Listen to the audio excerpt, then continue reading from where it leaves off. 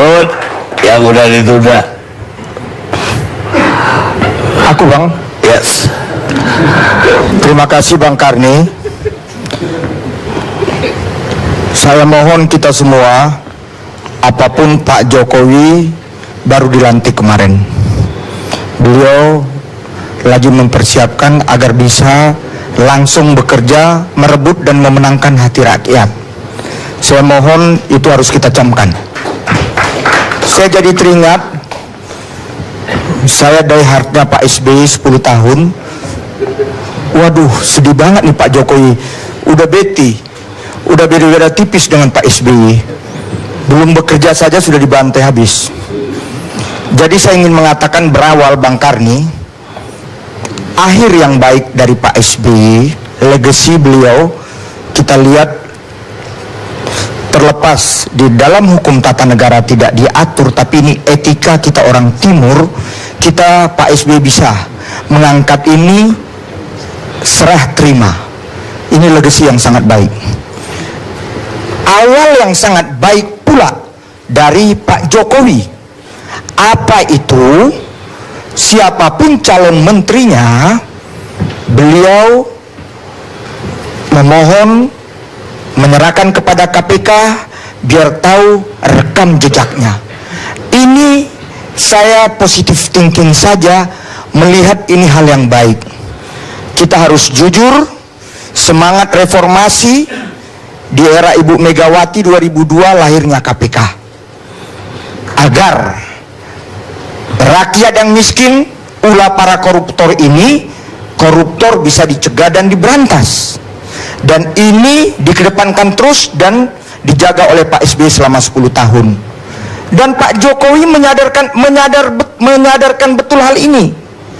Ya, menyadari betul hal ini. Kenapa?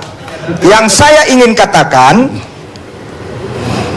terus terang saja, ini kan semua para tokoh karena tidak ada kata cukup di hatinya masing-masing. Tadi benar apa yang dikatakan sahabat saya juru bicara KPK Johan Budi yang sekarang jadi deputi, yang hijau saja mungkin nanti bisa jadi merah karena tidak ada kata cukup. Yang dilihat Pak Jokowi, saya ini tim sukses beliau, ya, saya tim sukses beliau. Beliau sadar betul, kalian jangan underestimate dengan orang Solo yang kurus kerempeng itu. Ya, jangan underestimate. Ya, dia itu bisa lebih keras dari orang Batak. Akunya orang Batak. Maksud saya Bang Karni, jujur saja, Pak SBY yang kepingin mencegah memberantas korupsi itu kan kena dampak juga karena ulah para beberapa menterinya dan kadernya. Itu fakta. Pak Jokowi tidak mau terulang itu. Kita harus acung jempol. Bagaimana seorang Jokowi yang kurus kerempeng itu kemarin dari Semanggi ratusan ribu orang bisa mengeluh-ngeluhkan dia, nggak ada yang coel dia. Artinya people power di belakang Pak Jokowi. Maksud saya Bang, beliau sekarang jadi hati-hati karena DPR, saya anggota DPR, saya ada di Senayan bersama kawan-kawan saya doakan Indonesia hebat, menyatu menjadi merah putih berkibar. Itu doa saya Bang, karena beliau menyadarkan betul dia cuma 38%. Salah melangkah ini menteri, apa yang terjadi? Memang sekarang saya senang merah putih udah mengikuti kata Pak SBY, penyeimbang netral. Yang baik kita dukung, yang tidak baik kita kritisi, lembut sekali. Tapi awalnya jangan lupa kami oposisi. Karena itu Pak Jokowi waspada, waspadalah dia. Kita harus acung jempol Bang Karni dengan Pak Jokowi. Saya berangkat dari Pak Sujewo Tejo, sayang dia sudah pergi. Masih ada ya Pak Jewo. Saya senang sekali apa yang dikatakan seniman ini, sahabat saya. Kami kalau lihat wanita kadang-kadang jadi nggak kompak karena satu selera. Jadi begini, saya pengkritisi yang paling keras kepada Pak Jokowi. Bahkan di Twitter, kenapa Ruhut menjadi pendukung Pak Jokowi? Saya menjadi tidak pengkritisi. 10 tahun Pak SBY nggak sampai 5 kali saya ditegur.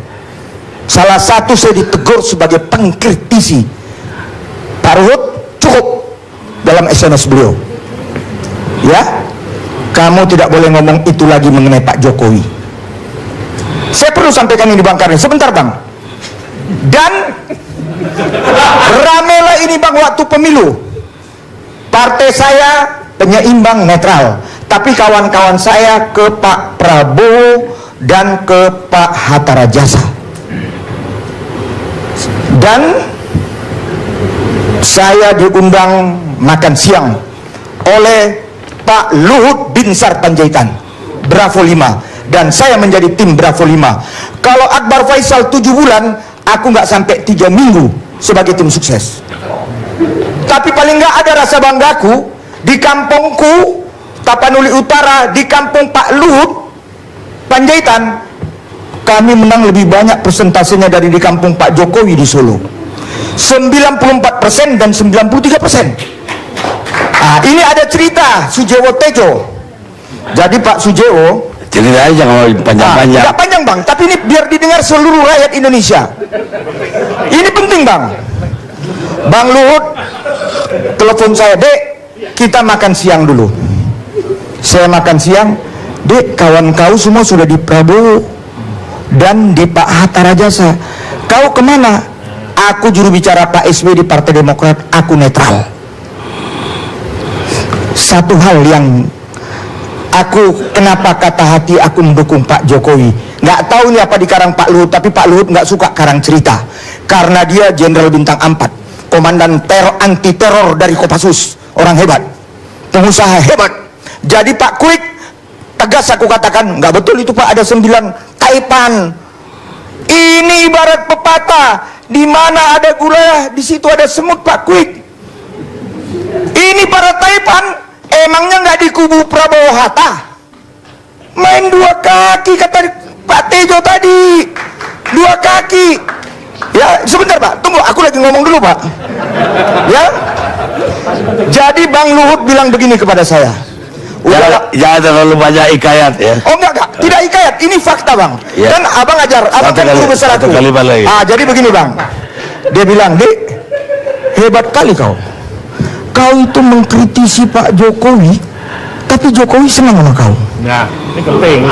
Ya ini penting. Dan ingat, dia bilang, kau bilanglah dia tukang kayu, kau bilanglah dia tukang mebel, macam-macam, tapi kau senang dia sama kau. Aku bilang, Bang, aku ada cerita Bang. Waktu aku kritisi itu, mirip kayak Sujewo Tejo. Orang Batak datang, memang orang Batak ini banyak dukung Jokowi. Ya, tahu Bang aku diapain? Bang Ruhut, abang boleh nggak senang Jokowi, jangan bilang dia anak tukang kayu. Abang lama-lama ku beri juga, gemetar juga aku. Tapi namanya Ruhut, muridnya Karni Ilyas, tidak putus ilmu, persis kayak Sujewo Tejo. Dewo, kau pun muridnya Karni Sujewo. Tahu abang apa jawaban aku? Lae, jangan marah dulu. Untung dia aku bilang anak tukang kayu. Kau tahu, kita bersyukur di dunia ini ada Kristiani, Katolik, Muslim, Hindu, Buddha. Tapi Katolik dan Protestan ini Tuhannya Yesus Kristus, anak tukang kayu. Bayangkan, aku bilang, artinya aku mengangkat bukan merendahkan. Jangan marah kau Lae. Itu Bang, sebentar Bang. Cukup. Dan kejadianlah Bang, apa yang dikatakan Tejo, Pak Jokowi anak tukang kayu jadi Presiden Republik Indonesia. Terima kasih Bang.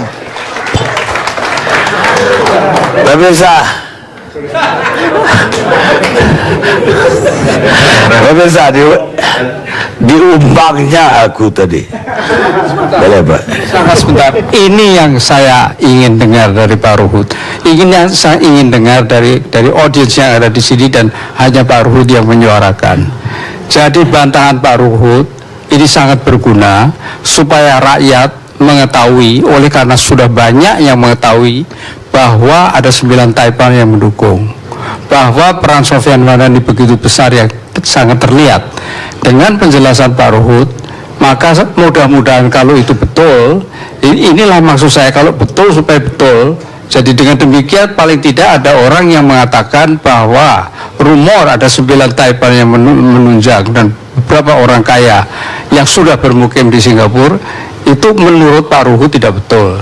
Nah, itu Jadi, maksud saya untuk mengumumkan. Kau tadi jawab lagi. Ada satu mungkin dari saya ada perlu jawab. Anda masih juru bicara Demokrat atau Pak Jokowi? Itu aja. Kita nyambung sekarang dengan Pak Put.